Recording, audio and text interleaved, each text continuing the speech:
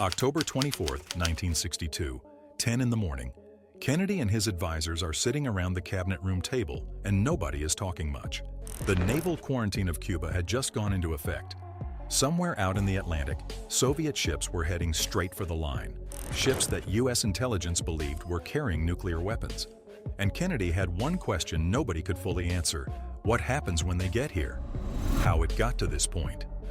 2 weeks earlier, on October 14th, U.S. U-2 spy planes had taken photographs over Cuba showing something that changed everything: medium-range and intermediate-range ballistic nuclear missile sites under construction.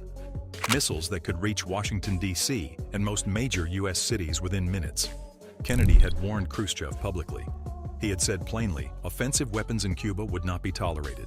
And Khrushchev had looked him in the eye through diplomats and said, "That's not what we're sending." He was lying. Kennedy assembled the Executive Committee of the National Security Council, EXCOM. They debated options for days in secret: airstrikes, invasion, doing nothing. Eventually, Kennedy chose what he called a naval quarantine, deliberately not using the word blockade, because under international law, a blockade is an act of war. On October 22nd, he went on national television and told the American people what was happening. He said, and this is the part people remember, "It shall be the policy of this nation to regard any nuclear missile launched from Cuba against any nation in the Western Hemisphere as an attack by the Soviet Union on the United States, requiring a full retaliatory response upon the Soviet Union." Khrushchev responded on October 24th, saying the U.S. quarantine was an act of aggression and that Soviet ships bound for Cuba would be ordered to keep going. So now you know what the room looks like when Kennedy walks in on the morning of October 24th. If you're already feeling that tension, good, because that's exactly how they felt in that room, and it gets a lot heavier before it clears. Subscribe right now so you don't lose this video, because you'll want to finish it. The morning of October 24th, what Kennedy said and did. The quarantine formally came into effect at 10 in the morning on October 24th. The CIA had informed EXCOM that of the 22 Soviet ships heading toward Cuba, several had received urgent messages from Moscow in the early hours of that morning. Nobody knew what those messages said.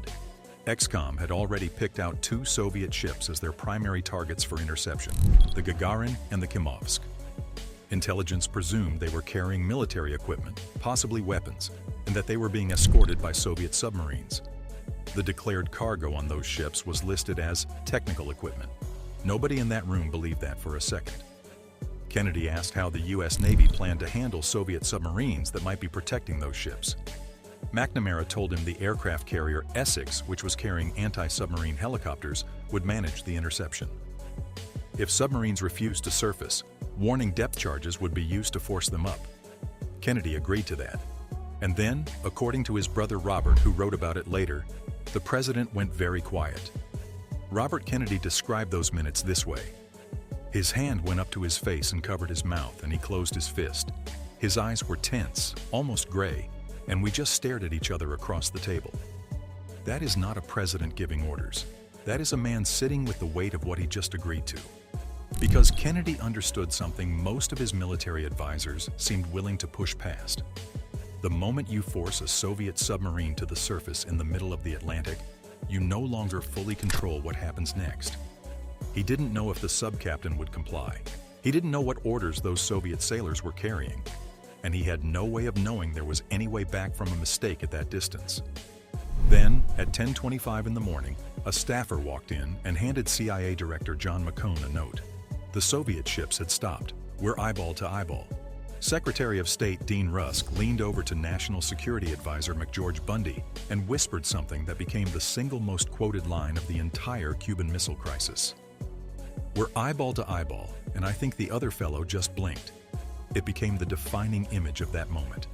2 superpowers staring each other down across the water, and Khrushchev losing his nerve first. Except, that is not quite what happened. Here is what the evidence actually shows. Khrushchev had already ordered those ships to turn around before October 24th even started. He had given that order on the morning of October 23rd, the day after Kennedy's televised address. When Rusk made his now famous whisper, the Gagarin and the Kimovsk, the 2 ships the U.S. Navy had specifically targeted for interception, were more than 500 miles away from the quarantine line and already heading back toward the Soviet Union. Kennedy and ExComm didn't know any of that. That is the key detail. They were in that room making decisions under the assumption that those ships were closing in, when in reality, the most dangerous vessels had already turned back more than a day earlier. The intelligence from Navy surveillance planes was taking hours to reach the White House. By the time the CIA note landed on McCone's desk, it was already old information. The order to intercept Gagarin and Khamovsk was recalled, and for a brief moment, the tension in that room dropped. It wasn't over. That same night, Kennedy received a letter from Khrushchev. Even though Khrushchev had privately ordered his ships to turn around, his letter said the exact opposite. He rejected what he called Kennedy's ultimatum and said the Soviet Union cannot fail to reject the arbitrary demands of the United States. He described the quarantine as pushing the world toward the abyss of a world nuclear missile war. So the ships had turned back, but the letters were still aggressive, and the missile sites in Cuba were still under construction, actually speeding up, according to U.S. reconnaissance flights showing accelerated work every day. U.S. forces were put on DEFCON 2, one step below open warfare. On October 26th, a longer and more personal letter arrived from Khrushchev. It was rambling, almost desperate in tone. In it, he offered something real. The USSR would remove the missiles from Cuba if the United States simply promised not to invade the island. That looked like a way out. And then a second letter arrived the very next day, October 27th, publicly demanding that U.S. Jupiter missiles in Turkey also be removed as part of any deal. ExComm rejected that publicly. Accepting it would signal to NATO allies that the United States could be pressured into abandoning its commitments. That same October 27th, a Soviet surface-to-air missile shot down a U.S. U-2 reconnaissance plane over Cuba. The pilot, Major Rudolph Anderson, was killed. Kennedy was now looking at airstrikes within days. That night, Kennedy ignored the second letter entirely and responded only to the first, offering to end the quarantine and guarantee no invasion of Cuba if Soviet missiles were removed under United Nations supervision. And Robert Kennedy went quietly, secretly, to meet Soviet Ambassador Anatoly Dobrinin. He told him the Jupiter missiles in Turkey would be removed, not as a public deal, not as part of any formal agreement, but within 6 months it would happen. That part had to stay completely secret. The next morning, October 28th, Khrushchev issued a public statement. Soviet missiles would be dismantled and returned to the Soviet Union. The world came that close to nuclear war in October 1962, and most of the people in that room didn't fully understand how close until years later. Kennedy didn't know the Soviet ships had already turned back when he thought he was staring them down. He didn't know there were 43,000 Soviet combat troops in Cuba, not the roughly 8,000 to 10,000 his intelligence was telling him. He didn't know a Soviet submarine in the Caribbean had at one point come alarmingly close to firing a nuclear torpedo. What he did know was that he needed to keep a door open at every step. Every decision, the quarantine instead of airstrikes, the careful letters, the secret back channel through his brother, was aimed at giving Khrushchev room to back down without being humiliated. Khrushchev, for what it's worth, later wrote that Kennedy displayed civic courage, the courage of a statesman. He was not afraid of being condemned from the right, and peace won out. In 1963, a telephone hotline was set up between Washington and Moscow, so the two leaders would never again have to communicate through letters that took hours to cross the Atlantic. A nuclear test ban treaty was signed that same year. The crisis was over, but it was a lot closer than that famous whisper ever let on.